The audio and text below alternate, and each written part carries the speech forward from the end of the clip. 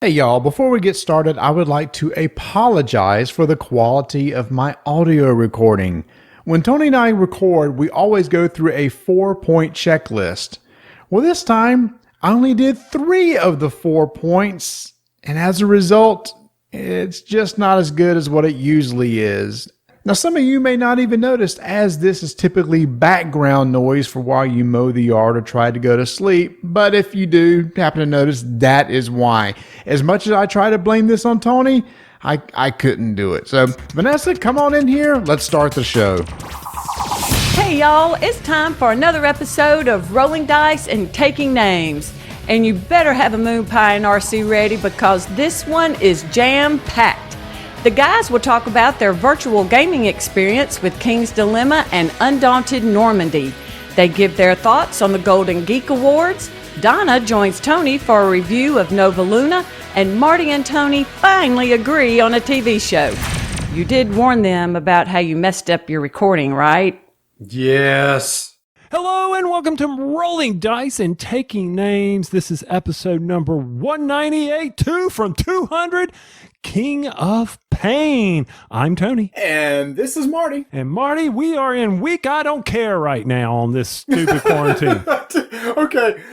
Legit straight up. We were, let's see. So today we're recording this on Mother's Day.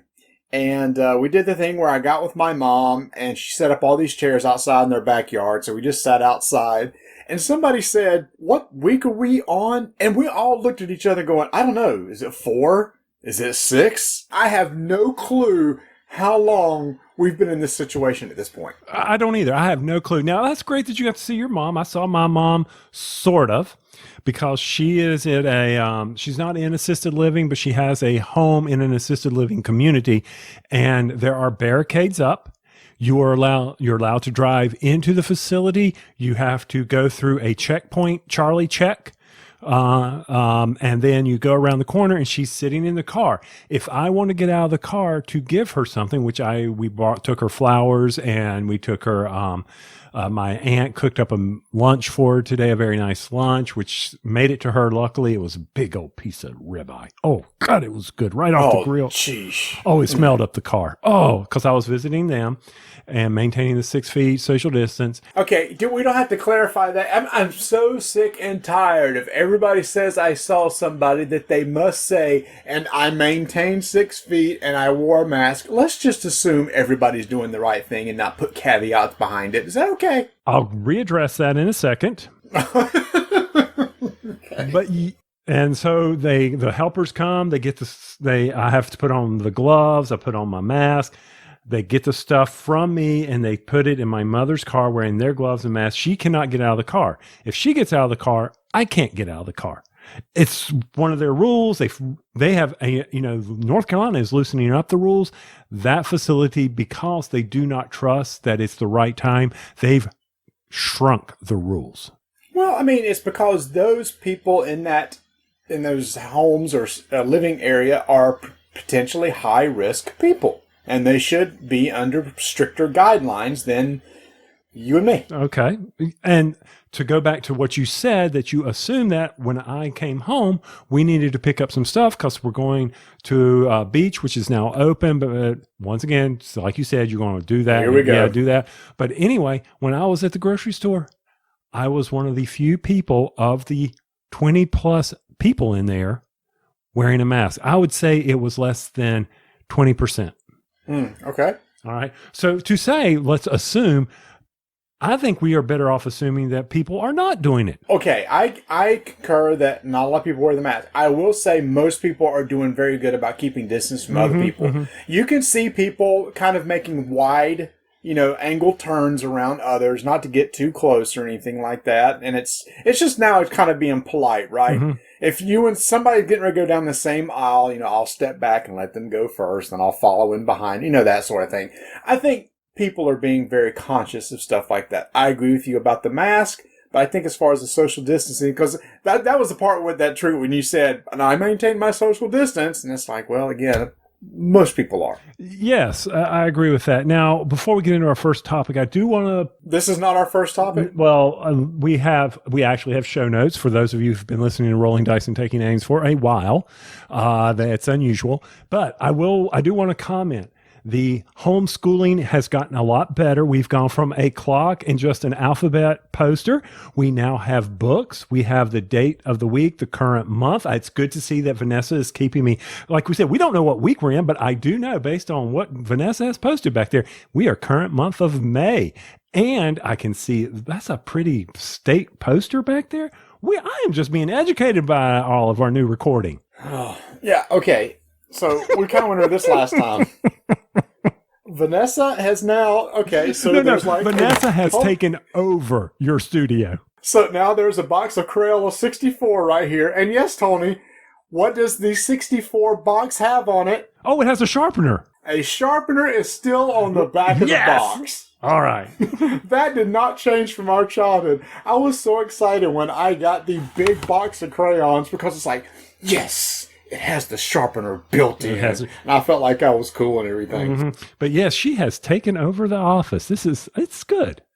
Well, which is why I'm now going to relinquish this space to her. And I'm actually going to redo the original space where I used to record, which was a different place in the house. And I moved up here, several years ago because it was just quieter. But now with less people in the house, I can probably go back down there. I'm going to give her this space because once the virtual school is over, she wants to have a craft room. She is, during the COVID-19 time, she has gotten into crocheting. And is that a topic in just a second? Oh, yeah, now it is. Okay.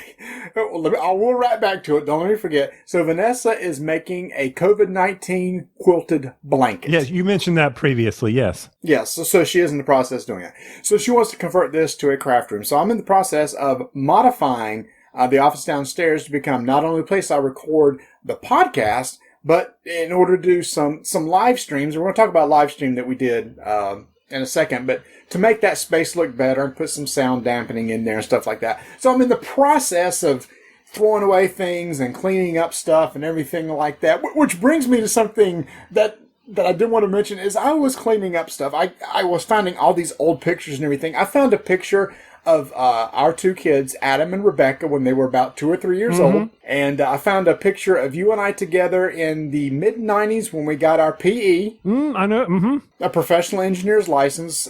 We took the test at the same time. We both received it and went to the awards banquet and got it together that night. But the most interesting thing was I found a laminated piece of paper. And I thought, wow, what is this? And I started looking at it, and it was a list of 151 Pokemon. The originals. Along with a graph of saying, strengths and weaknesses of all the Pokemon and their different types, and which Pokemon are included in the red version, which is in the blue version. So that was our original fact. Before the internet was pervasive, we could easily find stuff that you and I used when we played the original Pokemon back in the late 80s, the blue and red version. I think I remember that sheet. It was very helpful to help me because, it's something different. It was groundbreaking, it was rock, paper, scissors, but we didn't really think about it like that. It's like the Big Bang Theory, right? Added a lot more in there. Rock, paper, scissors, lizard, Spock. Something Spock. But except in this, it's water, grass, fire, rock, magic, dark. They added a bunch of them. And so there's this whole table of like, if you're going to a fight against a gym leader and this is his strength, this is the type of Pokemon that you want to take with you. But I used that extensively. It had all the technical machines listed and the hidden machines listed that you can apply and remove from some of the Pokemon. We just geeked out over that game. And again, this was the time where I just couldn't sit down and go Google, where do I find this particular Pokemon? No, we found this helpful sheet somewhere, printed it out, and had it laminated, and it was my reference chart. And I thought, this is going to bring back a good memory someday. And over 20 years later, it did.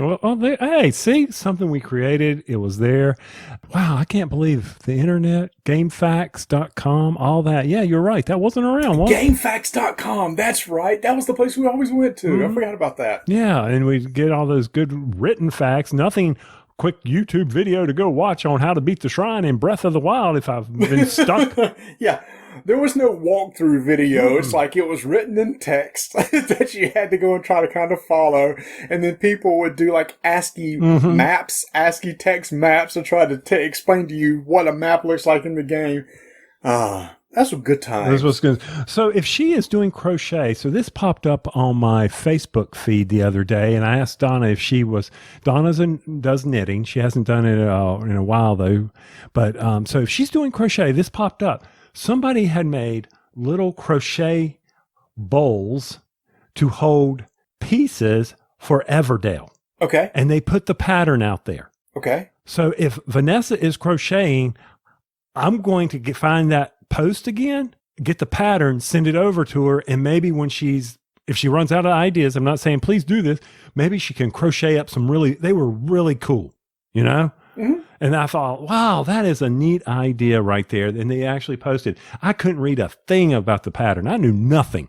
I was like, Donna, does this? And she's like, I know nothing about this. I know knitting, purling, and all that. I'm like, okay, that's fine. Yeah, send it to her. It's one of those things I was asking her. I said, I don't know anything about crocheting. I said, is it like you learn one stitch and then that's it? You can do anything? And when she went, no. She says there's all these different techniques you can do. And I said, so is it analogous to like miniature painting? You know how, when you start miniature painting, you just get a couple basic tricks and you just keep adding things. She said it's exactly like that. There's a YouTuber that she follows that teaches techniques and tricks and everything. So depending on the pattern, if you're something, she said she would consider herself an advanced beginner right now, but send it over. Okay. And we'll see what she can do with it. She loves doing, little things like that. She's getting really good at it, but she's like following this person on YouTube that does crocheting tips or like a how-to YouTube. And I went, yeah, how many subs does that channel have? And she said, hold on a second. 625,000. I went, oh my gosh. I said a crocheting channel has almost 3 times as many subs as the biggest board game channel. It's huge. Come on now. The knitting. What is it my mother-in-law goes to? Rivalry or something like that. And she has all these followers on her patterns that she's putting out or something. I don't know. And then my sister-in-law actually teaches knitting and crocheting at Michael's, and that was her extra cash. And, she's followed all over the place. I'm like, holy cow. I mean, I don't have the talent. There's no way. I mean, I could try it, but I got a feeling I would just lose patience. Yeah, same here. I think I'll stick with the miniature painting, but I just think it's really cool that there's this hobby, it's like, I understand miniature painting and how over time you get better and better. And Vanessa said, crocheting is the exact same way. You start out really slow and then you learn all these new patterns, new techniques and everything. So I think she is really into that right now. She's enjoying it. We go to Walmart. She's always buying new color. It's funny. I go to Games Workshop to go buy some new pots of paint. She heads over to Walmart to buy some new, what do you call them, of yarn? What's the thing of yarn called? Skein. A skein of yarn. Mm-hmm. So. Okay. Well, that's kind of neat. Look at her. You'll be wearing a crocheted sweater. Or maybe she'll make you a plaid crocheted shirt or something. I have no idea. But I will say that, we were talking about everybody's doing the mask. You're at Walmart, all that good stuff. I found it very interesting. One of the shows we watch on CBS. Go ahead and laugh. I can't because now Vanessa's watching NCIS New Orleans, so I can't make fun of CBS shows. Okay. Well, there's a new one called All Rise. And it's a very good show. All Rise. It's based on either lawyers or judges. Yes, all of that. Okay. And so this show has their last show. They actually filmed it virtually. They were filming from their homes and they were showing their various interactions through Zoom. It was so well done. I was amazed. I thought, how is this going to be? How bad is this going to be? And they did everything so well, how they had things set up. Some of these actresses had like green rooms that they could put some stuff behind them, I think, where instead of just hiding it, because you could see that it wasn't the Zoom backdrops. And then there was actually I guess it was a wife and husband who were doing a married couple with a situation, and he was in a prison. So that's why I was thinking, it was a green screen behind him or something, but it was very well done. I was like, that's pretty ingenious that they went ahead and pushed that to the limits. Now, I don't know. Have you checked out any shows that have done that to end their season? That was the finale to end their season? Yeah, that was the finale. Wow. No, in fact, one of the only shows that I still watch regularly is Supernatural. This is their final season, and they can't film the final 3 episodes, so I don't think they're going to do anything like that because, this is a series finale, so they want to make sure to do it right. But I did catch a show that I used to watch years ago, Parks and Rec. They got that entire cast back together, and the show ended, 5-6 years ago, something like that. So, it's 2020 and they're dealing with what we're dealing with. But what they do is they all hook up every week to see how everybody's doing it. The episode was like they were in a Zoom call. Mm-hmm. They would pop in and say, hey, Leslie's one of the main characters. Like, how you doing, Leslie? I'm doing fine, such and such. And then let's bring in somebody else. And they would bring in the different characters and interact with them. Did a whole 30-minute comedy. Super well done. I'm surprised they got everybody back together. I couldn't believe they actually got Chris Pratt, who's a big-time movie star right now. Rob Lowe, they got him back in there to do it. So anyway, that was really cool. And there was one other one. I saw a lot of people starting to do charity events, where they get online and do some stuff for charity, like famous people and stuff. Well, there was this show I watched, I don't know, I guess it started around 2007, 2008. It was a show called Chuck. And they got the entire cast together for a episode reading. They did a survey, and it was like, which episode would you like us to read? And they got all the cast together and did a Zoom call or whatever, and just basically read through the script, like a table reading for charity. And I watched that, and that was really cool too. But that's probably one of those shows that was on NBC, so you probably never saw it or anything. So to be honest with you, I loved Chuck. Wait a minute, stop. Okay. Wait a minute. So you love Chuck? I watched Chuck to the bitter end of the commercials and the subway. I watched it all the way through. I was part of that. I was like, I will go buy Subway. I can't buy that car they were advertising, but Captain Awesome, I love that character. Yes, I enjoyed Chuck to the bitter end. And when you posted that link, I immediately went out there and watched it. Okay, so for those who have listened to the show, you may know this, and if you haven't listened to the show, I'm going to tell you this right now. The Venn diagram of TV shows that both Tony and I like have a very, very small intersection. Mm-hmm. Teeny. It got just a tad bigger because I never would have thought, Tony, you would have liked Chuck because I thought you would have thought it was silly. No, I didn't think it. Well, first off, it has something I enjoy, spycraft. Okay, yes. So, I thought that was a neat part of it. It had computers, and I could understand the premise of jacking in, from the Matrix. I like how they were playing that. And I just enjoyed the characters. I thought they were great. Ellie was a great character. And, of course, Big Mike from the store, Jeffster, yes, the band Jeffster. And I didn't realize this when we were going through that, and they're introducing each other, and I was like, okay, and they made a comment about Superman. I'm like, Superman? Oh my gosh! Yep. That's the guy who played Superman, Brandon Ruth. Mm-hmm. I didn't realize that. Yep. And it's so funny. So I watched it from day one, but I never finished the final season because I actually kind of lost a little interest in it. So my son several years ago started watching it in the summer. It's like, cool, I'm going to kind of watch it again, and then saw the 5th season, how it ended, and loved it. So get this, last year I rewatched the entire series, seasons 1 through 5, and I'm actually starting again right now. Okay. I'm halfway through season 1.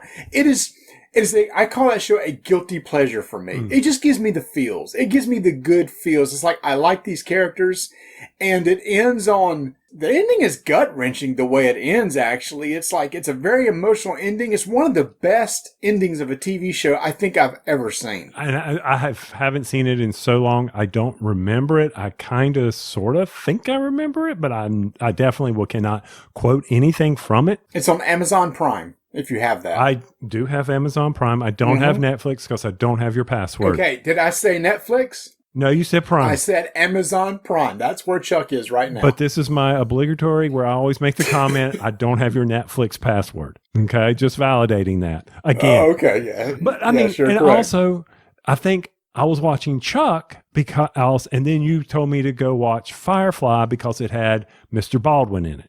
That's right. And that's why I started watching Chuck, because Adam Baldwin was in it. You said if you like Alec Baldwin in this, you're going to love Adam Baldwin. Adam Baldwin in this. You're going to love him in Firefly. And that's pretty much right. He's pretty much kind of the same character, but Oh, he's such a good. And then when he was in The Last Ship, I kept reliving his Firefly Chuck days.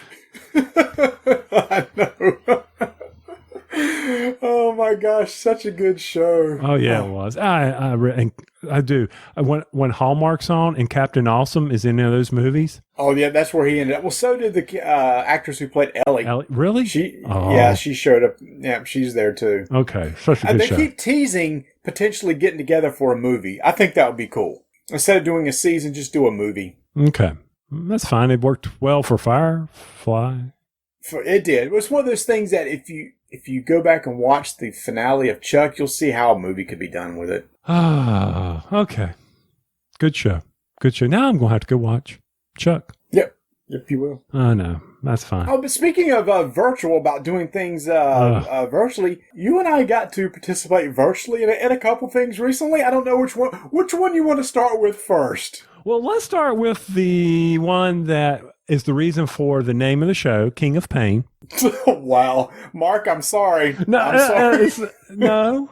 Let's be fair here. It's the King of Pain because we played King's Dilemma. Mark actually he went out and got a copy of King's Dilemma. And for those of you who don't know, King's Dilemma is a legacy style game. Yes. And the whole premise behind this, Marty, and keep me straight here, is you are all houses supporting the king. And during the campaign, the houses are deciding how to vote for events that are being drawn, which helps progress the story and puts various items in view, like let's say a rich gold mine, or maybe you're going to try to buy arms and help this other nation, and you all are trying to adjust the voting. And when you vote, and depending if it's a yay or nay vote, will determine the consequences and various wealth or military power. I don't remember them all, but that will adjust on a track. Well, I think the thing is with every game that you play, and I believe you played the same faction, same house through the entire campaign, but every time you're going to have a secret agenda, right? Mm-hmm. And the agenda will drive kind of how things are. So there's this whole, basically, this graph of resources or stats, and it starts out right in the middle, and it's like a range from like 1 to 15 or something like that, and it starts out in the middle. And depending on how votes go, you'll vote on an event and say, well, this may make us lose wealth or make us gain wealth. And at the end of the game, based on your secret agenda, you're going to earn victory points based on where those cubes may be. You may have an agenda that says, I want very little wealth, but a lot of this other resource. So maybe I'll need this cube between 9 and 15, but this other cube can be below 9. I don't care. Where that agenda for somebody else may be vice versa. So then when you go to a vote, you don't know, well, are you voting to help your secret agenda? Or are you voting because you really feel this is the correct way to progress the story? Well, the first pain was getting me on Discord. And it's so easy. You just click voice channel and you just drop right in. It was a major inconvenience. It was not barely an inconvenience. This was a major. Yeah. So you click Discord. Oh, wait a second. It's corrupted. Now you got to go through and do this. Hey, Tony, are you seeing this live feed? No, there's no live feed. Oh, you need to go do an update. Oh, it's corrupted again. You got to redo the whole stupid thing. I'm like, oh, just shoot me now. Why can't we use Hangouts? Why can't we use Meet? What are we doing with this? Well, this is how we do it. It's such a great program. Yeah, it's a great program. It's sucking right now for me. And I finally got it to work after 30 minutes of messing with it. Yeah, that put a good Grumpy Tony taste in my mouth right then. Oh man! And here's the thing: Nate, who also played with us, and Mark absolutely love the game because they love games where there's a lot of voting and stuff like that, right? I mean, they talk about Thief. You know, they're big fans of Thief. And here's the thing: I think it's a solid game, but it's one of those games. Again, I want to sit at a table and play with somebody. There's a lot of social interaction going on. And I would want to sit there and see people's eyes and look at them and look at their facial expressions. And I want to see the board. You know, we're drawing these cards and there's these event cards and Mark's having to take a picture of the card and put it into Discord so we can see the card. It's like one of this, again, it would be a much better experience live than it was online. And it's no disrespect for those who taught it, and it's no disrespect for the game itself. It's just the system itself is hard to play online because that one of all games is not a Euro cube pusher. It means to be played sitting with people and talking and laughing and arguing and stuff. And you reading their body language and seeing what they're trying to do. It's very hard to read body language through a camera, you know, and seeing the toys or whatever, reading Mark's board games behind his head. So yes, and then I wasn't really sure, I guess, in our first play, how the victory points were going to work, and that's what you have to deal with in all games, right? Yeah, and at the very end, based on the victory points you get a couple different types of points. One's prestige, and then there's another set of points, and that's kind of like your overall goal is towards the end of the campaign to have the most of those. But I can't remember how many it plays. It's 10 to 12 games before you finish the entire game. But again, it's a Legacies type game they played again last week. They basically got another couple in there to sit and play because you and I were not available. We'll talk about why in a second, but they said they had a really good time and kept moving on. So I hope they get a chance to finish it, and I hope I get a chance to play again in person. Yeah, me too. And there was one aspect of the game that I did think was neat. And that was the fact that when you're voting, the voting ends when you come back to the leader. And the leader can actually shift. So it's not like everybody gets a turn. So so that is a mechanic that you have to pay attention, because if suddenly you're the leader and you're hoping that voting's going in a certain way and then someone else becomes the leader, more people may be able to get to vote, which can change how things end up. And I thought that was very interesting. I enjoyed that aspect of the game. So, yeah, I'd like to play it again. But I'm with you. I mean, we did have fun online. Well, let's be honest. We did. Anytime we get together, we have fun. And let's face facts. We haven't been able to sit down at a table, and so this was like, hey, let's see how this works. But I do think we lost a lot of the game from not being in person, not arguing with one another, and trying to convince us how to.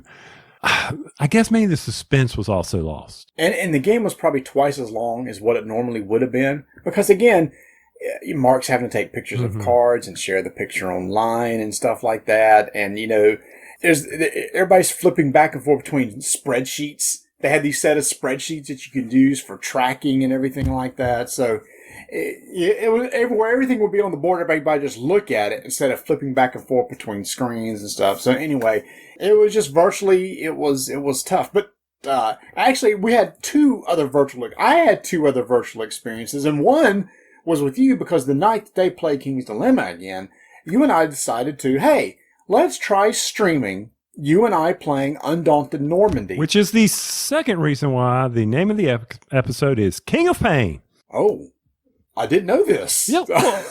Once again, old men in technology, we have crossed that barrier. We have gone into that realm where, okay, well, Marty's got this all worked out. I don't really need to get online with a whole lot of time. This should work out fabulously. He's got the cameras. He knows what he's doing. He's got this thing figured out. All I got to do is get in a Zoom meeting. He'll make me pop up. I look pretty. Life is good. The cameras will be happening. The audio's right there. I've got my little home studio set up with lights so I don't look all shadowed and stuff. I get on there at 8:45. We're supposed to start at 9. And Marty, what happens? Yeah, we couldn't get your video feed to work. Not that there was a loss in that, but still. So yeah, we struggled with that for a while. Eventually, we just put up a picture of Grumpy Tony, so we didn't have his video feed. And it's out there on YouTube right now if anybody wants to go see it. It was basically called, what do we call it? Learn how to play, sort of, Well, yeah. Undaunted Normandy. And we just played the very first scenario. We used Tabletop Simulator. There's a mod on there where we got to play. We played the first scenario. And what was so cool, Tony, is we had one of the designers, Dave Thompson, in the chat with us, keeping us straight. But it was really cool seeing him interact with everybody that was there. And everybody had a really good time talking to him. He was giving us some background info about the game. So it was a good time. We played for took about an hour and 15 minutes. And because we screwed up a rule, it would have actually finished earlier. And Dave was too nice. He didn't stop us till after it was over. And he said, by the way, when you took a control point, this actually would have happened, and it would have actually caused me to win the game earlier. So it went longer than what it should have. Yes, it did. Because you almost got a table flip because of you were dragging it out. And I'm like, come on, you got this one. All you need to do is just do this. And it's kind of like one of those things where I could have just moved my guy out and said, okay, Marty, you won, resign, because the dice were being very kind to you. And you were taking shots at my guys, taking out my platoon. I did not have any riflemen in platoon B. And I was just like, this game, that is one thing I will say about that game. Undaunted, if you get where you lose the ability to take control of your objectives, especially in certain scenarios, as you call it, if you get pinned down, you automatically lose because you can't do anything. That's smart.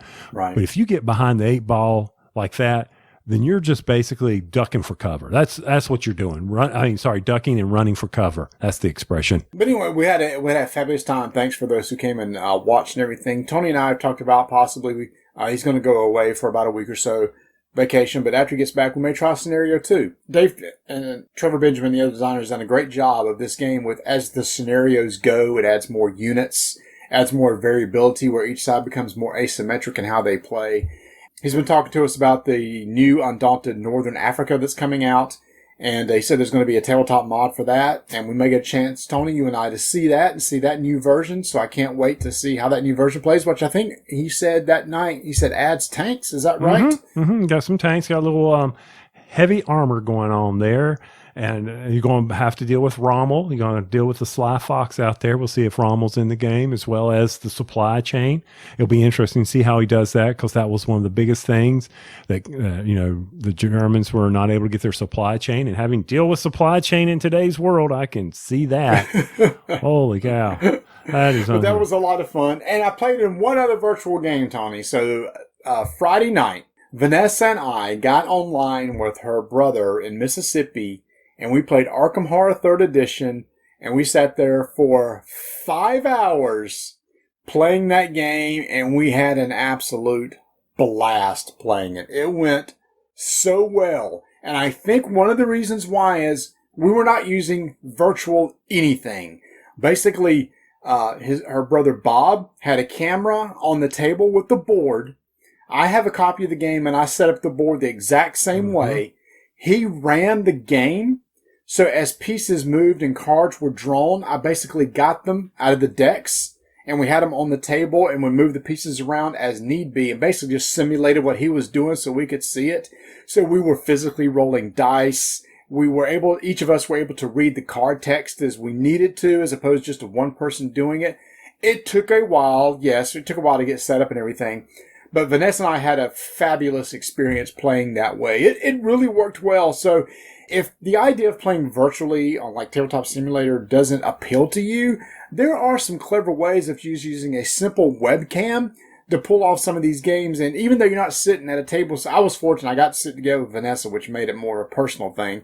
But being able to play the actual physical game with somebody, at least online, was a lot more enjoyable than trying to do it, using Tabletop Simulator. And I know he appreciated it because he posted a Facebook post. I'm friends with Bob, and I was like, "Oh, isn't that nice?" I was wondering how long it took you. 5 hours. And in fact, Vanessa's like psyched. She's like, Friday night, we're doing this again. We do another scenario. We played the expansion. I went, heck yes, we are. So we hope to do it again that's awesome. This week. There you go. You just need to go ahead and get everything set up, or just leave it set up. I'll get everything set. Now that we know how to do it, we were unsure logistically who was going to do what. Each of us had roles to perform during the game to make it as smooth as possible. Now that we got that streamlined, it will go a lot quicker. So, yeah, wow, we played King's Dilemma online. We played Undaunted Normandy online. We played, I played Arkham Horror 3rd Edition. And actually, Tony, I got to play one other virtual game. So, Niels from Funtail Games, the people who did Glenmore Chronicles,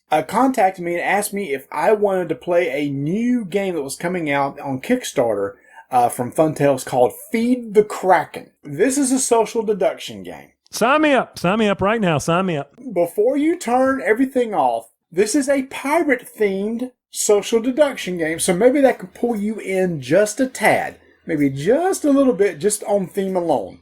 Just let me tell you the premise, okay? Hold on. Let me just guess. I can be eliminated by walking the plank. No, there's no walking the plank. But you might be fed to the Kraken, so it's very close to that. Okay. Or you could jump overboard. And I'm not kidding. That's two of the things you could do. So you have this nice ship on this board, and each of you are given hidden roles. We had 8 people playing. 4 people were sailors, 3 were pirates, 1 was a cult leader. The map is basically the sea, and on the one side of the map is the blue area, the sailors area that you're trying to get the ship to. On the left side of the map is a red zone that the pirates are trying to get the ship to. And there's one spot in the middle the one cult leader's trying to get to. And what happens is, at the very beginning of the game, somebody's randomly chosen to be captain. And what they're going to do is they're going to pick 2 people to be on their team, kind of like Resistance. And I know you're not a big fan of Resistance, but it's kind of like that. In that, one person will be the lieutenant, one person will be the navigator. And then you vote to see if you agree with that team. And you'll see why that would matter in a second. So look, if we have our team, everybody, the captain will draw 2 cards. They're cards that you'll use to move the ship. The card is either blue, yellow, or red, which if it's blue, it's going to move towards the blue, yellow move towards the yellow, red towards the red. And those 2 cards, I put one in a box. Say I'm the captain. My lieutenant picks up 2 cards secretly, looks at them, discards 1, puts 1 in the box. The navigator looks at the 2 cards, decides which one we're going to do, and discards the other, and then we move the ship.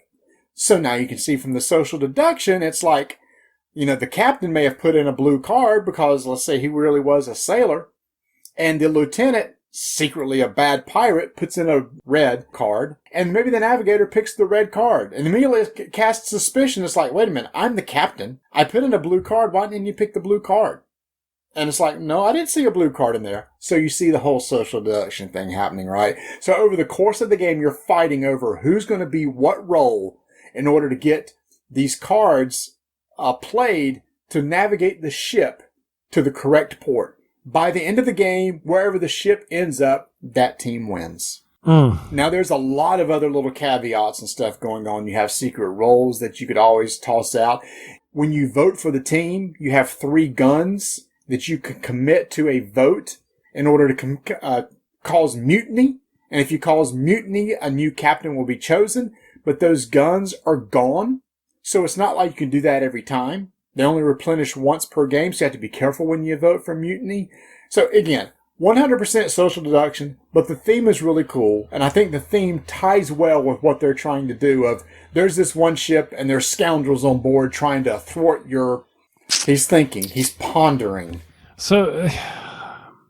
This is where I have a problem with social deduction games. Okay, talk to me, man. You talked about the captain, the navigator, and the lieutenant. And you put these cards in the box, and all of a sudden, so the red one goes up, and the captain immediately says, I put a blue one in there. And the navigator goes, I didn't see a blue one in there. And the lieutenant goes, well, I know I put a blue one in there. And so, and then you're going back and forth and da da da la la la la la la la. That's right there. That's why I don't like social deduction games. And you know what, man? That happened in this game. Some people really love that part of the aspect of the game, of the arguing and the stuff. You don't. And we did fall into that. There was a lot of accusations. We would spend 2 or 3 minutes going, I didn't do that. You did that. You're lying. No, you're lying. At the part where your daddy voice would come out and go, come on, people, let's just vote. Let's go, go, go, go, go, go, go. I mean, I could see you right now. As we were playing this game, I thought, Tony will try this at least once. but will he play it again? I will say, we play with 8 players, and it works with up to 11, I believe. Personally, I think the sweet spot would be 6, because with 8 players, there was one or two people that never got to do anything. They never got picked to be on a team to do anything. Mm-hmm. And then they tried to get involved, but unless they're picked to look at a card or something like that, nothing happened for them. And I felt bad for them. So and then I started thinking, you know what, maybe 6 will be better because there's a better chance of everybody getting to do something during a game. And then at that point, you'd have 3 sailors, 2 pirates, and 1 cult leader. The cult leader can do some really weird shenanigans where they can cast somebody to come over to their side without anybody else knowing it, sort of deal like that. So, again, there's a lot of other little things, little rules in the game that make it really kind of cool. And like I said, you can feed somebody to a Kraken, throw them overboard and feed them to a Kraken, and they're out of the game on the next to last turn, so they don't even get to vote anymore. And there's a mechanic where you could look in somebody's bag and see exactly what role they are, etc. So anyway, that's going to be on Kickstarter coming out this September. They said it was actually ready to go now, but they said, you know what, it's probably not smart to release a big social deduction game on Kickstarter right now because it's like everybody's going to be going, when will I get a chance to play that? So they delayed it until the fall. So I will be talking about it. I'll mention it again in the fall when it comes out. But I enjoy my time playing it online for sure. Okay, well, I'm glad you enjoyed it because I'd be looking for the gun to see if I could turn it on myself. But you're right. I will play it once. And that, again, that is no disrespect for the design. No. The designers were in on this game. They did a fantastic job on it. There's no disrespect to them. It's just... I told Neil, as I said, I'll try to get Tony to play this, but he is not a big social deduction game person. No, he's I'll be one of those that I'd be like, yeah, that game is 3 minutes too long, and that was 3 minutes from the start. You know, I'm like, this thing needs to be over before. Just check out what I found from Vanessa. Oh, yeah, you got googly eyes. I got googly eyes. Yeah, you do. It makes you look smart, man. Now, speaking of making me look smart, a little bit later in the show, we have a special treat coming on. My wife is going to step up to the mic, and we are going to talk about a game from Stronghold called Nova Luna from Uwe Rosenberg. Now, Uwe. And now, Marty, you know Patchwork. I do. He took the same concepts of Patchwork, and instead of making me try to fit these stupid little pieces onto a quilt, I'm now trying to get goals on cards and cover. It's not victory points this time, man. It's just complete X amount of goals. Be the first to do that. I was like, okay, this game has got me sold. So she's going to be on. Hopefully it won't be like our dice review of, I think it was Dizzle,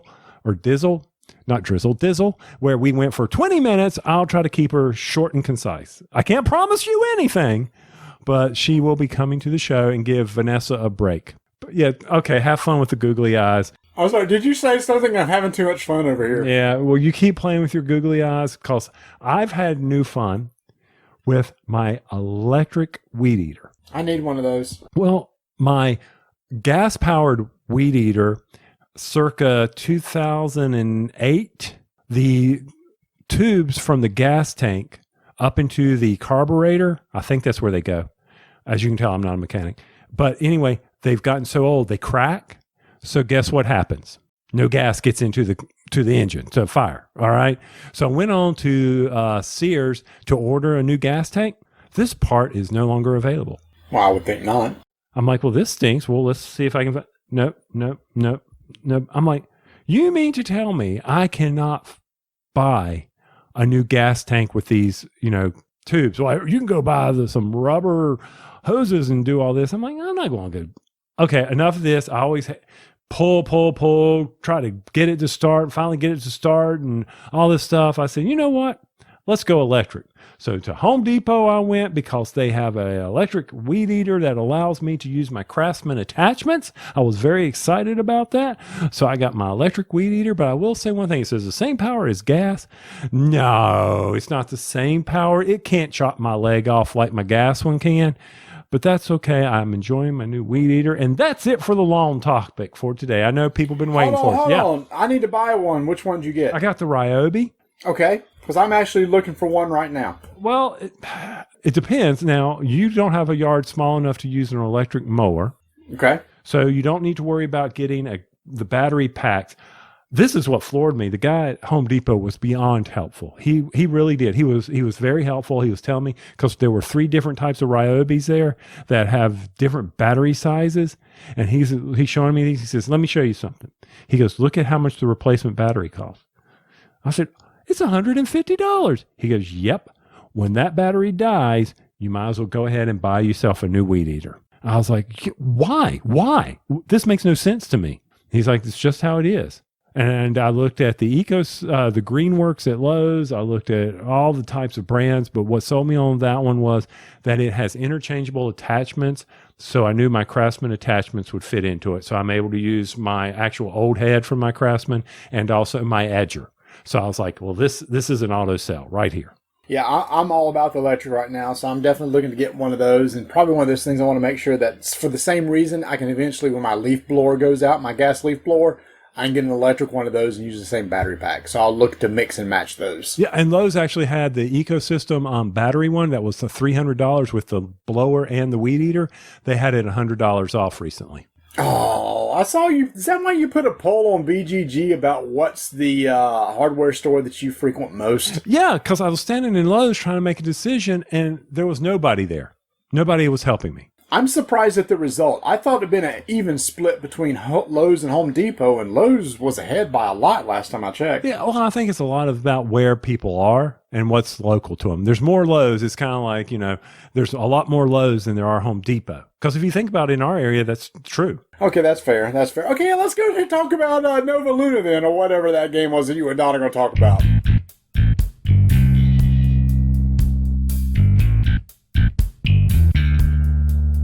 While you're sitting around the house trying to figure out something to do, you're tired of eating your feelings, tired of exercising, why don't you organize those board games? You heard me. Go to thebrokentoken.com where you can pick up all types of accessories and inserts that will help you get your games ready to go. Hey, you're looking at yourself saying, maybe I should go exercise. Well, maybe you should also bring that game up on your favorite game by putting an insert in there that you can quickly set it up. Head over to thebrokentoken.com, check it out. They may definitely have something for you, or they definitely have the Tokens of Appreciation membership. That's right. You can go over there for all the dollars you spend. It will pay you back. So be sure to check it out at thebrokentoken.com. So she hasn't been on in a long time, but due to this virus thing that's going around. Hey, babe, did you know there's this virus thing going around? Yeah, I heard something about that. You did? Yeah. And I don't know. Marty and I were just talking about it on the show and how we've lost count. We don't know how long it's been going on, but unfortunately, I don't know if it's been a good thing for you or not. You've had to substitute and be part of my gaming group now. Okay, you're my only gaming group right now. Not true. You're playing some games online. It's not the same. I don't have that face-to-face interaction. Well, you got lots of face-to-face with me. That's right, I do. So as we are at the house, she was kind enough to sit down and play a new game from Stronghold called Nova Luna by Uwe Rosenberg. And this is the same designer, just to remind you, from Patchwork. Do you remember Patchwork? I love that game. And why do you love that game? It's very strategic. So I like the strategy of it. I like the puzzle piece of it. And I like to kick your butt in it. Yes. And why do you kick my butt in that game? Because I'm much better at spatial relations than you are. Yes, that game, me and spatial relations are not friends. We are, matter of fact, I don't even like to be in the same room with spatial relations. It's a bad person for me. So yes, Patchwork, even though I play it, I do enjoy playing it though and collecting the buttons. Mm-hmm. You didn't have spatial relations in Nova Luna though, so that might be why you beat me. By 1 point. By 1 point. Well, and actually, Nova Luna, one of the things about this is it's interesting. The object of the game isn't about victory points, which is something I always say in our games when I'm teaching them. Hey, it's whoever wins the most victory points. But in this one, it is whoever can play their 20 disc first is the winner. So that is kind of unique in a game. Normally, we don't encounter that like we normally in all the other games I bring out on the table, right? No, you say the same thing over and over again. Yeah, it's all about the most victory points. It's about how do you get the most victory points? What's your strategy behind getting the most victory points? Well, in this game, Nova Luna, on your turn, and one of the nice features about this game is that Uwe put in the same type of concepts from Patchwork on this game. For instance, on your turn, you are going to possibly refill the moon wheel. That's what that thing in the center was. Remember Right. that thing? Yes. And all around that moon wheel are a bunch of colored tiles. And on your turn, you have the option to refill it as long as there's only 2 or 1 or 0. If there's 0, you have to refill it. Moon tiles, and that's kind of a strategy part of the game. And then once you do that, you can select a tile and move the marker. Now, you can only select a tile that is 3 tiles up to 3 tiles away. So you get 1, 2, or 3. Correct. Right? Okay. Patchwork, same concept, right? Same concept. Same easy concept.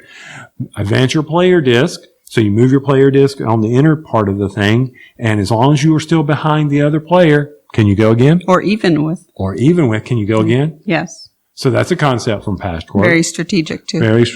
Why is that? Because sometimes you pick a tile that'll keep you at or behind the person in front of you so that you can go twice. And I like that because then I get to, place more discs. That's right. You get to place more discs. You get to build out your ultimate goal with this. And we'll talk about how to get to the completed goals. But you're right. That's very strategic. It also can keep me, you can look over at my board and say, ooh, if I go again, no, you never. You're much better about that than I am. I'm more focused on me and what can I be doing for me. So I appreciate that. No wonder I won this one. You weren't looking at my board and saying, like in Patchwork, would you go and say, ooh, he could use that or he could use those buttons here. No, I don't do it there either. Okay, fine. You don't do that. All right. Then once you take that, you advance your player disc, then you place your tile down and you determine if you've completed goals. On the tile has a certain color, but on that tile, there are goals. And those goals say like there's 2 colored dots in a circle. That's a goal. And those dots are like how many tiles you can place around it. A tile is square, so it has 4 sides, right? Right. So if it has a red dot and an orange dot in that circle, then you need to have around it a red tile touching it and an orange tile touching it. Correct. Sometimes there's a goal on there that says, hey, you also need to have 4 reds. Also, you need to have a goal that has a red and a blue. And you're like, well, how can I do that? I got 4 sides on this thing, and that's saying I'm going to need, up to 6 tiles touching it. It doesn't work. The math is not there because they have to be touching it. But there's a special rule that says if any of the tiles are strung together, then that counts. So you can have 1 red touching it and then 2 other tiles touching that red one or 4 reds, right? Correct. Okay, so with that in mind, but you asked a brilliant question for me when we played this game. And you had to go look it up. I had to go look it up because I didn't have the answer. I could have made up an answer and you could have called it on me. You tried to make up an answer that worked against me. Well, that's beside the point. I'm trying to win. That's my goal. Just try to win this game. But we were like, well, can you break up a set and count that? And the answer is yes. So if you needed 4 red, I could have 3 on one side and 1 on the other. And that's a big rule. That's a big chain. So you're putting down these tiles in front of you, trying to combo these colors and meet these goals and figure out ways to make it happen because there are challenges. Overall, it's not spatial relations. No, it's not. What would you call it? It's sort of set building. Okay. That's good. Right? I mean, because you're having to match up what's on the card, and a lot of times it's to put 3 and 4 things together.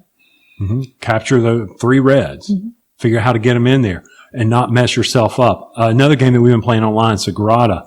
And also we have the physical, it's about getting those colors and being able to put them in a certain place to achieve a goal. I enjoy that game a lot too. Yeah, Sagrada. And now that I have it online, it's a lot easier to set up.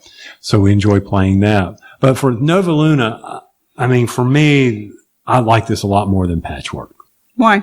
We've already mentioned it. It's because it's spatial relations. I don't have to worry about it. I don't have to deal with the spatial relations of it. This is still puzzle-ish, though, because you're trying to figure out a way to put the pieces together that benefits you in getting to place your discs, but doesn't lock you out, because each of the tiles has, anywhere from 0 to 4, I think. 3 goals. Yeah. 3 goals, 0 to 3 goals on it. And there's no way to complete all of them on a card. I mean, there are some of the cards you can do that with if you're lucky. But a lot of them, you can only get one or two of them because of the way you piece these things together. So, yeah, it takes a lot of forethought when you're placing them. Because you're sitting there thinking, once I place this, how can I combo this? If I put this one here and this one here, I might need to be able to later lay one that can combo together by building those chains. You have to think through all that. There's a lot, for such a simple game, there's a lot of thought involved. Well, and sometimes you're planning something out in your head, but when it's your turn, you have to take one tile regardless. Yes.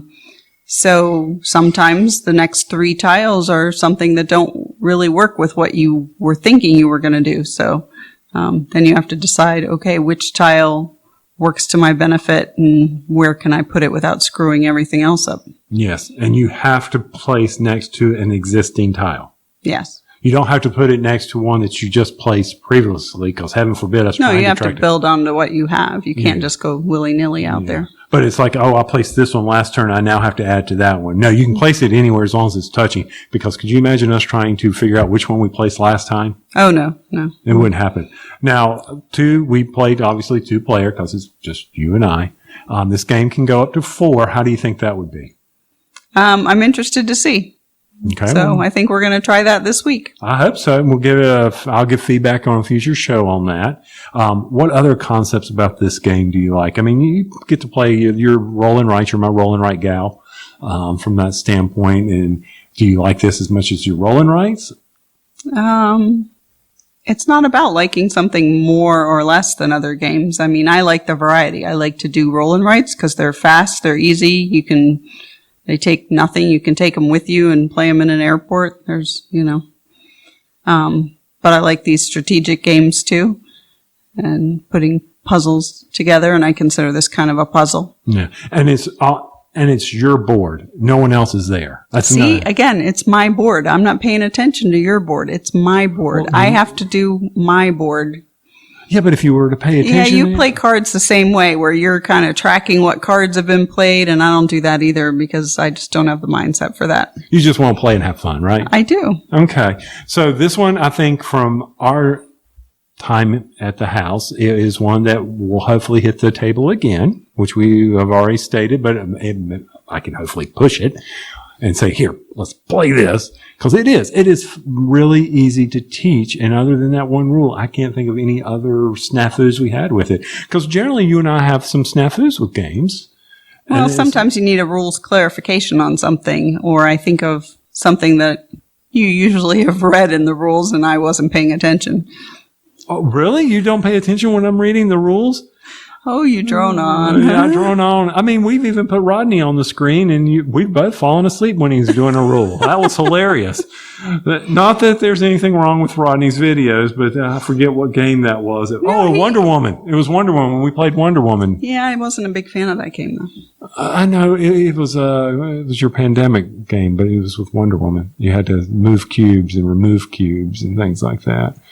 Pandemic. That's one of my all-time favorites. Yes. Until now, maybe. Well, we've talked about that. This brings it to a different light. Pandemic is a different light. But Nova Luna, Stronghold Games, it's a game that we enjoy here in the McCree household, one that I hope to keep around. I hope to play it again. I do too. So you're still a captive audience for a couple more weeks at least. So that's definitely going to happen.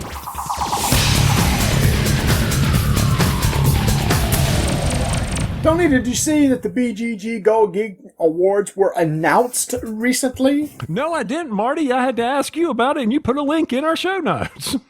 Are you serious? You haven't gone and looked and see who the winners are? No, I went and looked, but I had not known they were announced, and I sent you a note, and I said, it would be a cool idea, Marty, if we kind of treat that like the Oscars, where we're sitting around and do a reaction to the announcements, and you go, well, they've been out for a while, fool. Oh, that's right. Hey, it's a good idea. Try to remember it for next year. How about that? Okay, I'll remember it for next year, and maybe when they do announce it, we'll be ready for it, and we can kind of play it up and have some fun with it, now that you know how to get me on YouTube. Now, on the announcement thread, Tony, I don't know if you've ever seen this, there are 705 posts to this thread about the Golden Geek winners. I'm like, what is going on over here? The main part of the discussion is the fact that Wingspan pretty much swept many of the categories. And I think part of the problem is some of the categories that it won, people are kind of scratching their head. Have you had a chance to see all the different places it won? I did, and to be honest with you, that's one of those things where I was like, okay, maybe. Let's just start right at the top here. Okay. The ones that to me make sense. Board Game of the Year, absolutely no-brainer. This game came out of the gate hot, right? Everybody was playing it. Everybody was talking about it. It's been on the hotness list since the day it was released. And so it makes total sense that as a People's Choice Award, which is what the BGG Awards are, it won Game of the Year. Respect, it deserved it, right? I would agree. Yeah, I mean, it's been hot. I mean, you couldn't get the thing, so how do you know it was a good game? And you still can't get the game. It's still kind of hard to get. Artwork, presentation. Now, the artwork is very nice. Every card has a different bird on it. It looks great. You actually learn a lot about the birds and everything. Totally get why it won that. Also, it won the best expansion for Wingspan European expansion. Well, when you got the hottest game and an expansion comes out, it's probably going to be a pretty popular expansion. Understand that one. Family game. One of the big appeals of this game was the fact that it brought a lot of non-gamers to sit down and play it. And Tony, actually, one of those is my mother-in-law. She loves birds. Ooh. And my brother-in-law, Bob, who I'd mentioned earlier, got a copy of Wingspan and actually got her to sit down and play it, and she really enjoyed it. Oh, well, somebody got a copy. Well, that's good to hear. Okay, yeah, I can see that. He did. So all of those make total sense to me, Tony. And everybody that was posting were not bashing the game at all for winning a lot of these categories. They weren't bashing it in any way, but they were questioning the system to where the game also won card game. Yes, there are cards in Wingspan. And Tony, I don't believe you've played yet, right? I can't get a copy. So no, I haven't played and we haven't had a chance to play. Well, this game does have cards, but it's also got a board and it's got like some nice little egg tokens and everything like it's a full board game that happens to use cards. So people were scratching their head going, I don't understand.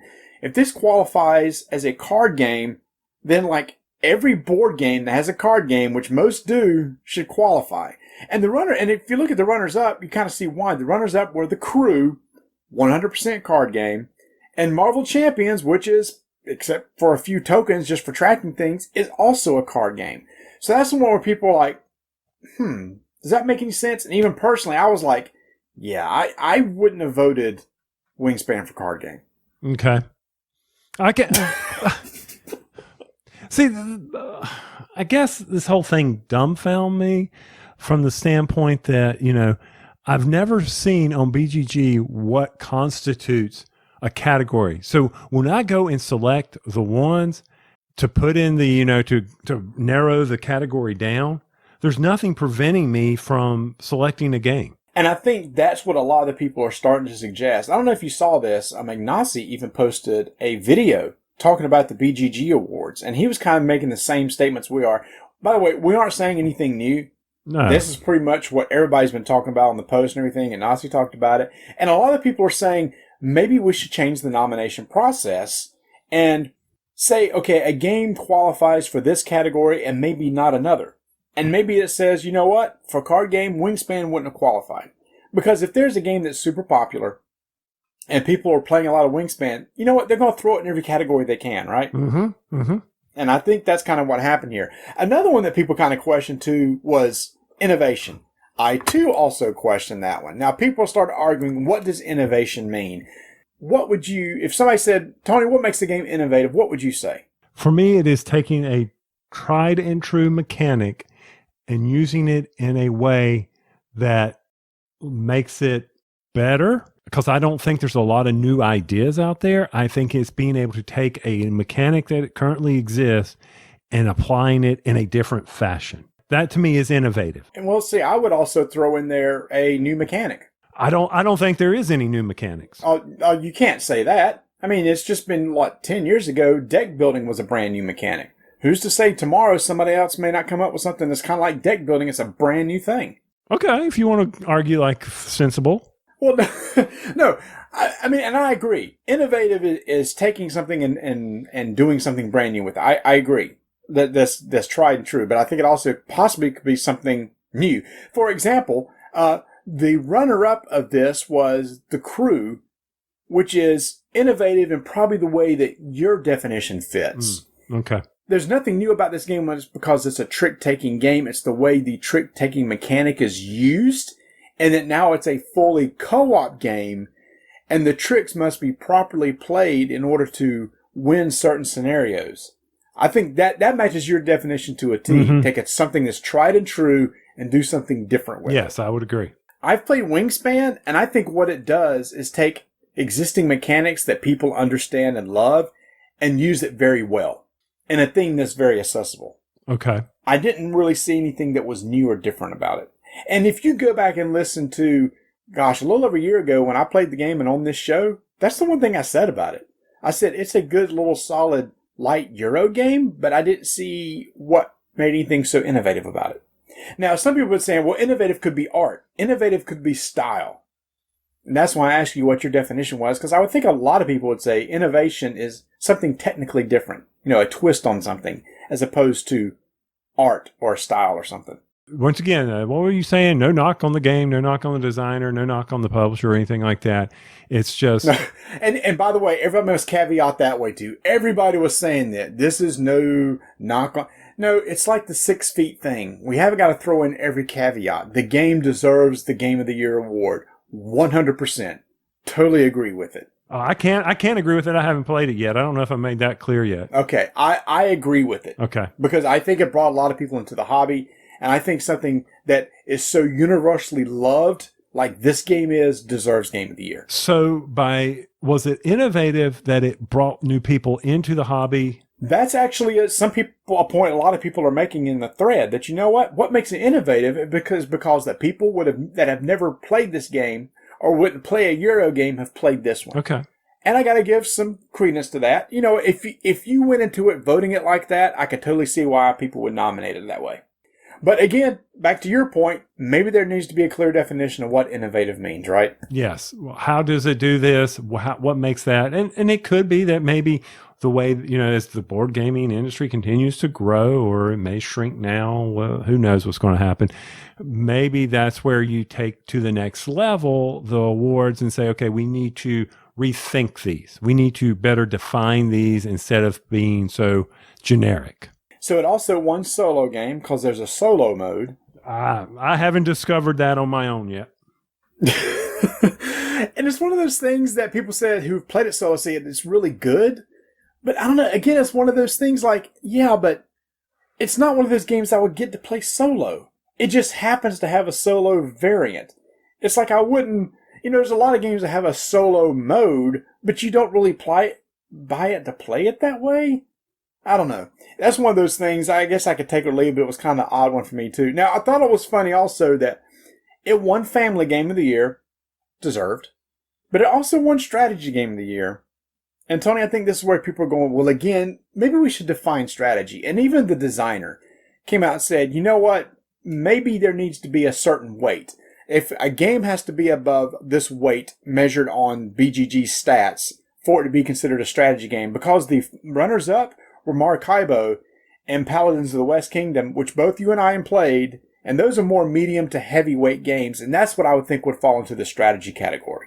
As I noodle on that some, but weight is determined by those of us in the BGG world, and therefore some knucklehead could shift the strategies down or enough if you don't want something to, let's move this one down so it can then hit this. There's always ways to game the system.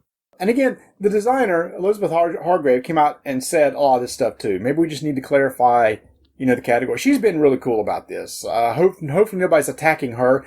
Again, on BGG, I haven't seen anybody attack the designer nor the publisher over this. I could be totally missing. I haven't read 700 posts, obviously, just kind of skimming.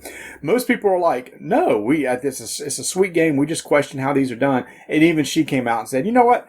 And even Ignacy said this. Scott Alden maybe ought to say, all right, let's say there are some games that don't qualify for these particular categories in the future, as opposed just to opening up every game for every category. That'd be a major Chaz rewrite of software because, he'd have to do something about that. Yeah, that means somebody have to sit down and clarify. It's a lot more work on their side because somebody have to sit down and clarify what game deserves what. But while I'm staring at it, though, hey, big congratulations to Dave Thompson and Trevor Benjamin for winning War Game of the Year for Undaunted Normandy. Now, I did see some whining about this because they said this isn't really a war game. People who are really heavy war gamers said it should have been gone to a more heavy traditional war game. But to be fair, it's a people's choice thing, and people aren't going to really vote for that. They're going to vote for the one that they like that has a war theme. But kudos to Harold Buchanan, who is a friend of the show and a big-time war gamer, who came out and said, Undaunted Normandy war game deserved it. Well done. So I thought that was really classy of him. That was. That's pretty good. But if to that point, and made this point over in our guild, Strike is a war game because they are gladiators in an arena, and that is war. So when the new Strike gets out, it could be. I'm putting it on the war game list. I would love to see Strike making it next year in the war game category. All right, that's it. We need to do a campaign, Tony. If they open this up to everybody, I say we get as many people as possible to vote for Strike as War Game of the Year. You want to see BGG explode? Flip out? Oh my gosh, that would be so funny. Oh, we're such anarchists. That would be so good. Oh, I will say of all the awards, and again, it's a People's Choice Award, but Dice Tower just announced their award nominees of the year. I got to give them credit, Tony. I think Dice Tower Award may be the award that is the best indicator of a game and how well it's done. Full disclosure, I am on the group of over 100 people that helps nominate and vote for the games. So I've seen this nomination process, and I've seen that when a game gets nominated, there's talk of well, this really isn't a card game. This really shouldn't go here. There is just talk among the people. It's well, you're right. Maybe this shouldn't be included. And because of that, it pares down the nominations probably to more of what they should be. So, for example, in family games, sure enough, Wingspan is in there, as it should be. In solo games, you know what? It's in there too. But in strategy games, it's not there. But you know what is? Coloma, which I've never played, but Maracaibo, Pounds of the West Kingdom, City of the Big Shoulders, and Watergate. All those deserve to be in there. Okay. Well, that's good. And I had forgotten you were part of the Dice Tower crew that does this. On Innovative Game, Detective City of Angels, Mystery House, QE, Slide Quest, and U-Boot, the board game, but not Wingspan. But Wingspan may have been discussed, and people said, well, you know what? Maybe these others make more sense when it comes to innovation. So that's why right now, personally, I think the Dice Tower Awards will carry more weight. Oh, by the way, this is, Tony, obviously excluding the Squirrelies because we know what the most important board game award is, but we have to recuse ourselves from the Squirrelies, right? Right, yeah. So, yeah, we know. So the runner-up best award, I would think, is obviously the Spiel des Arts, which is a big deal, but I think Dice Tower Awards is right up there with them. And that's interesting that you say that because I'm along with Ignacy where, you know what? I really don't pay attention to the awards. It doesn't really matter to me. No, but his big thing, too, with the awards was if something wins an award, then publishers and distributors need to follow this and push the game. Yes. He said his issue is that if my game wins the BGG award, I see no jump in sales. He said, I get nominated for the Spiel des Arts, and I get a huge jump in sales. He said because the publishers and designers over in Europe, understand this means something. Let's push it. Hey, customers, look what was nominated. We have it in stock. Come buy it. And he was really getting, I think, really on the U.S. distributors and retailers saying, you guys should be doing the same thing. You should be looking at these games that won, contact your customer base and going, hey, this game that just won the award is in stock right now. Why don't you come buy it? And he's true. It's right. Once the store opens up and allows you to come in for retail purchase. Because right now, guess what? A lot of places you can't do that, or you can't do curbside pickup. That's what our local retail guy is doing. He's doing curbside pickup or delivery right now. But our other two game stores are actually opening up the retail space now. Oh, okay. Well, wear your mask. Stay 6 feet apart. Here we go.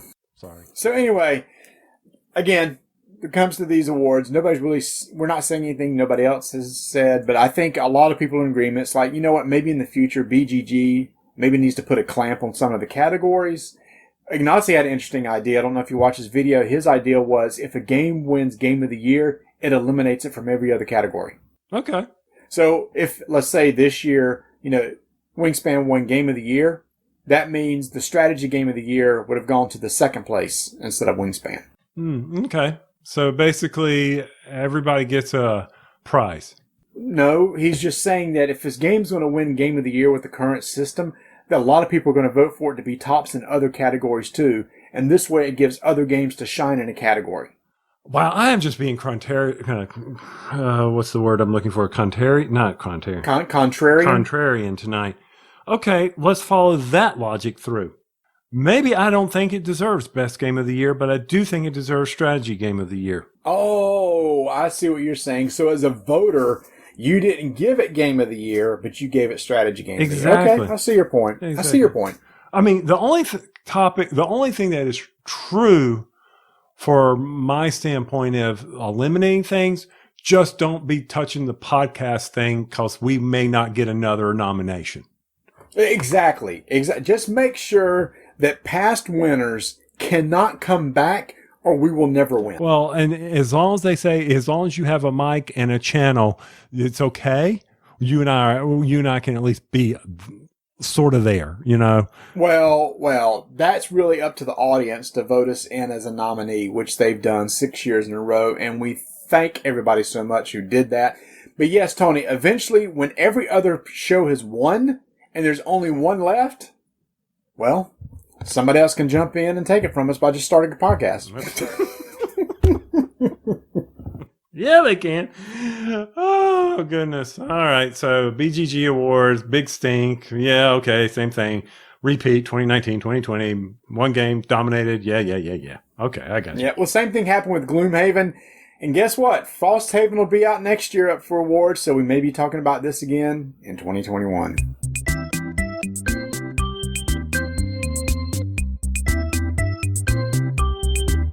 The first release in the Detective Signature series, Dig Deeper, is on pre-order right now. This is a game designed by Rob Daviau. It takes place in the 70s, where the player's goal will be to solve the mysterious death of a local politician. Also, Ignacy just announced a PortalCon online that will be happening for the English audience on July 10th and 11th. For some reason, Ignacy has asked us to be a part of this. We don't know what we're going to be doing. We may be handing out tickets online at the door, who knows? But we will be there, so make sure to mark on your calendar July 10th and 11th for PortalCon online. To find out more, go to portalgamesus.com.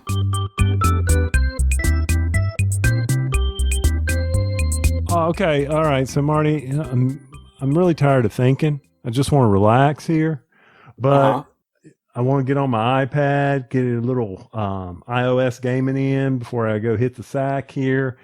But I got to correct something from last episode. Is it a retraction or a correction? Whichever will you want to apply. I said something wrong, so it will be a correction. But it was not wrong when I said it because I didn't know. So if you don't know, how can it be wrong? I'm very confused, but go ahead. All right. So last time I said on Sagrada that there are the tooltips. And one of my big knocks against it was you couldn't see what each of the tooltips did. You just had to remember when they showed you at the beginning. I didn't know if there was a way to bring it up. And you said, well, that's unusual for Dire Wolf. They're really good about that, right? So Donna and I have been playing a lot, and somehow she decided to hold down the tooltip button, and lo and behold, up pops the tooltip. Uh-oh. And I'm like, how'd you do that? And she goes, I just held it down. And I'm like, okay, so the buttons above for the common goals, all you got to do is touch them. But for the tooltip, you got to press and hold. Not intuitive, but at least it's there. And so it makes the game that much more enjoyable for me. And I will say Tox and I are continuing to play our online games. So if anybody wants to play me in Sagrada for an easy win, that's D.A. McCree. That's the name, I guess. I don't know. You got to go some funky way to get user friends, something like that. But I'll be happy to take you on. He's consistently beating me, and it's just the way it goes. Most people do. Just out of curiosity, since you've been doing that, I know a lot of people during this time have been jumping in and trying solo games. I mean, we talked about, Wingspan has a solo variant, and there's a lot of them out there, but Rodney will never tell us how to play them because we have to discover them on our own. But have you dug in or tried any solo games? I am working on Dave Thompson's Pavlov's House. He's offered to go online and help teach me this game. Is it a solo only game or is it a solo variant? You can play it solo, or you can play 2 people. So there's okay. Thank you. It's not a variant. I'm sorry. You're right. It supports 1 to 2 people. 1 to 2 people. So I'm looking at. I own multiple solo games. I own Nemo. I own Silent Hunter, Rommel. A lot of look at that. A lot of war games. Am I getting them out and playing them? I think for me to get a solo game on the table to actually play. I mean, Gloomhaven solo. I really need to want to invest my time. Okay.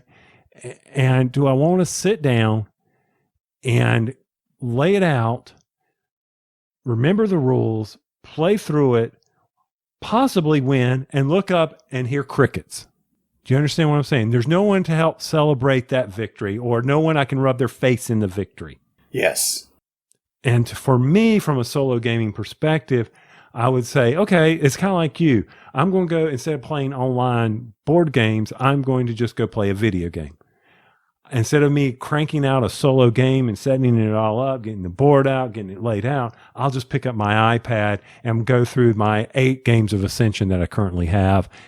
No time at all, I'm done. Or play a solo version on the iPad of, say, Sagrada against the computer. I know that's not solo, but it kind of is. But that's just me. What about you? So, I have a lot of the card games, the LCGs, and all the co-ops support solo, right? Lord of the Rings, Arkham Horror, Marvel Champions, and I've tried each one of them solo, and man, I don't get into it. Again, it's for the same reason that we talked about before. It's like, why don't I like playing a virtual board game with somebody? It's because part of the experience of me playing a game isn't the game that we're playing. It's sitting at the table with somebody else. And as much as I love Arkham, me just sitting there drawing cards and playing without talking about it with somebody is boring to me. Boring. I lose interest. I probably get rules wrong. I just follow through stuff. I don't strategically think about it. But let's say if you were sitting there at the table with me, you would go, Marty, you're an idiot. Don't do that. Or, it's like, oh, should we do this? I mean, there's the whole banter and discussion around a game is what I miss. And even though maybe solo is a great way to learn a game to play, to teach it, but I would never sit down and play a game by myself. Again, probably like you, just give me my Switch. I'll go in Hyrule and do some stuff in there. It's not that I don't enjoy it. Like you were saying, like if the game is specific, like Silent Hunter, which is a submarine war game, where where the dice are manipulating what's going to happen and what strategies I need to do. Do I push it? Things like that. I'm going to enjoy that. But from a standpoint of getting it out, I'm beginning to wonder also if it's not just an issue with me of my attention span. You already make fun of my attention span. Oh, that's actually a good point. I'm kind of the same way too. If I don't have anybody to talk about or talk with about the game, I lose interest. It's like, I don't really want to do this anymore. It's not holding my attention. Yeah, it's got the whole theme is interesting to me, sinking warships or trying to defend a key Allied or a Soviet position against the Germans. I'm looking at it from that standpoint, and I'm like, this is very interesting. There's a lot of history here. Oh, this is really cool. Oh, let me go get something to drink. Hey, Donna, what you watching? Oh, really? Okay. What, do I want to watch a show? Okay.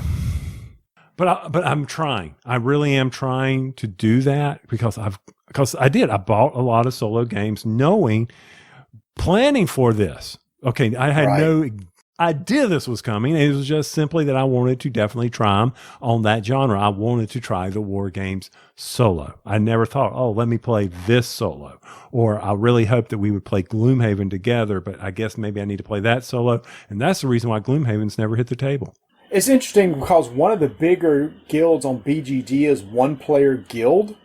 And the whole guild is built around basically solo play. So a lot of people like it. And again, well, I have to do a lot of caveats today. No disrespect for those who love to play solo games. I think that's fantastic. You can sit down and play through a game and enjoy it. Personally, for me, it's just like, it just doesn't hold my attention because the thing that I love the most isn't what's sitting on the table. It's who I'm sitting at the table with. Mm-hmm. I need to make that a slogan, a t-shirt. Emily Detmer, do something for us. She does our graphic design and artisty stuff for us. I'm actually jealous of that those of people that can do that, to can play the solo and pull that enjoyment. And I'm, like you said, the have nothing against. No, I'm jealous of that. I wish I could do that. I wish my attention span would be there. I've tried it. I'm trying to get better at it. So from a solo, I wish I had tried sooner and harder, because maybe at this point I could actually be enjoying that row of games on my shelf that deserve it. I know that you love Lord of the Rings, Journeys in Middle-earth, and it has a solo variant, but you probably haven't done it, have you? No, I haven't done it because I don't own the broken token organizer that will help me get it to the table faster. Okay, sorry. Had to throw that in there. But no, I want to. I have the app loaded. I've got it ready to go. I thought it'd be great. That's the reason why I traded for it, because of the solo aspect of it, which brings me to all the way back to the beginning of the show. I posted out on our Slack channel that Gollum was reading The Hobbit. Did you catch any of that before they took it down? You mean Andy Serkis? Andy Serkis, yeah. He was raising money for, I believe it was the hospitals in London or in England, in the United Kingdom. And he read The Hobbit from start to end for 12 hours. Did you catch any of it? No, I did not. It was funny. I caught the part where Gandalf is telling them to don't leave the path. So did he read it as Gollum, or did he read it in his regular voice and did voice caricatures for the different characters? He read it in his regular voice and then would occasionally throw in the voice characters. But I thought it was funny going back to the role-playing episode we did where it was, don't leave the path. I said, hey, look at this, it's all time. Look at the galaxy. Oh, the galaxy wrapped in on itself. But yes, I would love to play the solo version of Journey. Yeah, so I'm the same way. So, hey, if you're out there and you enjoy solo games, help me get over the hump. Or is it just one of those things that's like, well, either you like doing it or you don't? Because it's one of those things that I love Arkham Horror, the card game. When I build a deck, it would make sense to pull out a scenario and play the deck to see if it works well. Mm-hmm. It's a great way to test a deck before I go and sit down with somebody, but I can't motivate myself to do it. We need help. Yeah, we do. We do need help. Hey, speaking of help, though, we might be able to help you. Because I don't know if you realize this, the BGG store, online store, is now open again for business. Woo-hoo! And RDTN is now an affiliate with the BGG store. And what does that mean? Thank you for explaining it. Well, not a lot for y'all, but it could mean something for us.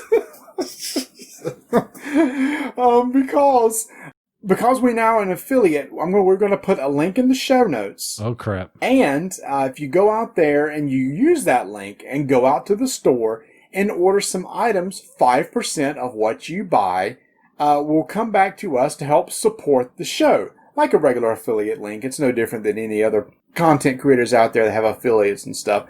But what we're going to be doing is, and we haven't set this up yet, but in the upcoming episode, we're going to be giving away some gift certificates to the BGG store. And this is supported by Scott Alden, who runs BGG.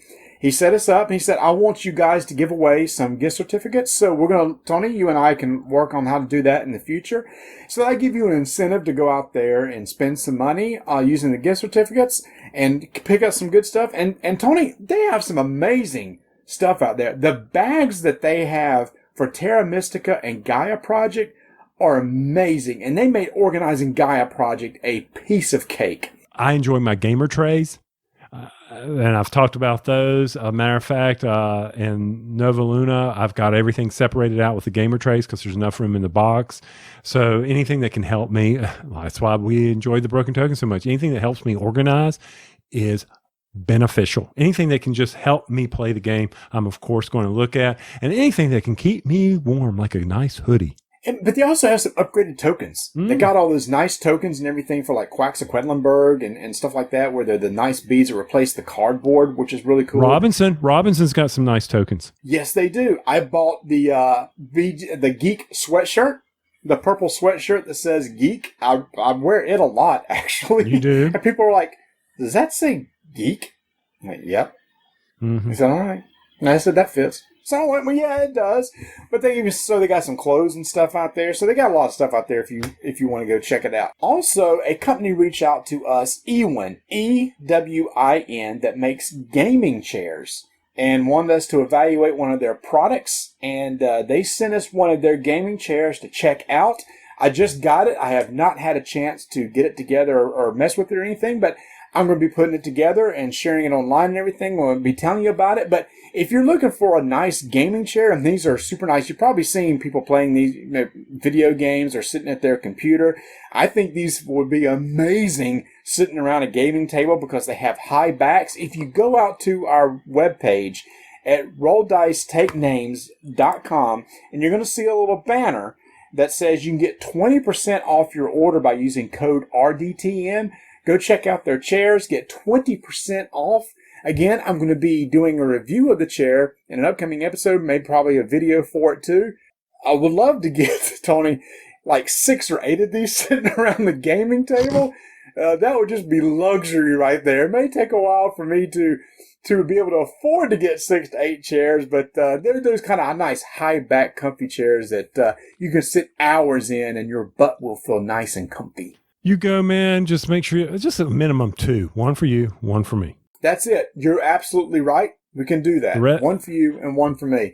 And there's one other thing before we go. I think there's something we mentioned about the Broken Tokens Token of Appreciation program that they have, where when you spend money, you can get rewards and everything. Bezier Games, who is a friend of the show, just started some new program called, and basically I'm promoting this because of the name, Join the Wolfpack, they say. It's a Wolfpack membership.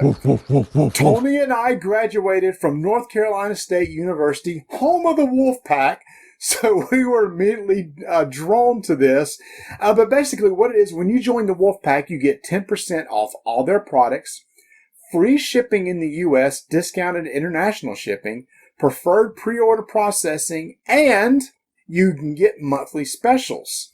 Is that all? Is that all? I know that's a lot. That's my point. Is that all? Yes, that's all. People, that's a lot. So yeah, that is a lot, especially when you look that the yearly fee is only $5. Oh, that's pretty good.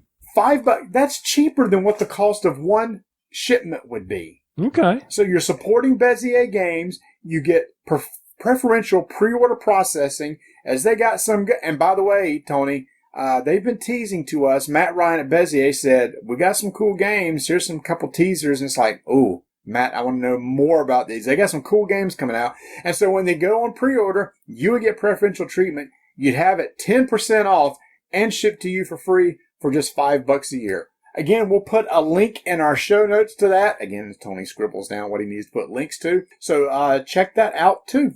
So one of the things that mesmerized me is the little symbol that they have here. I don't know what that is either. No, well, it's 4 wolf heads, and they're in a circle. You got to focus on it right. Okay, I'm not focusing on it correctly at all because... Oh, I see it now! It's one of those type things where you have to look at it in a weird way before you see the image. Mm-hmm. I see it. And, Lupus Maxime established in Rubador. I don't know what that is, but I trust it's something. Hold on, we should look it up. Well, that just would, maybe they should discover it on their own. LUPOSMAXIMEESTINROBORE. Well, that's established. It means absolutely nothing. It's gibberish. Nothing comes up. Oh my gosh. I don't know what it means. don't even worry about it. Just let's move on. Let's just keep rolling dice. How do you say "and taking names" in Latin?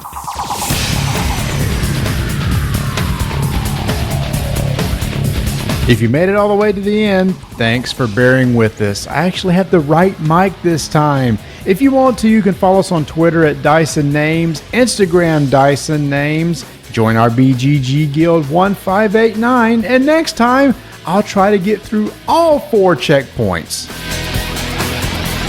Tony, one reason why I love watching old reruns of Chuck, number one, it makes me want to go to Subway, but also, you remember the episodes when they actually had one of our favorite MMOs on the shelf, City of Villains? Yes, I remember that. It had the big the display for NC Soft. Yes, their product placement was awesome. Now I want to go play City of Heroes. Just go pick up the Switch and find something else. Miniature Market didn't slow down. Okay, they slowed down a little bit due to all the stuff that's going around, but they have kept the games flying in and flying out. So if you need anything, what? They did. They're flying in, they flying They're out. flying out. They're like on Wingspan. Undaunted is coming in June. So go out there, be sure to take a look. If there's a game you want, sign up for notifications at miniaturemarket.com so that you'll be told when that stock is coming in, because they do. They can fly in and fly out. Those popular games, those BGG Award winners, they're all there. And when they get gone, well, you got to get those notifications in.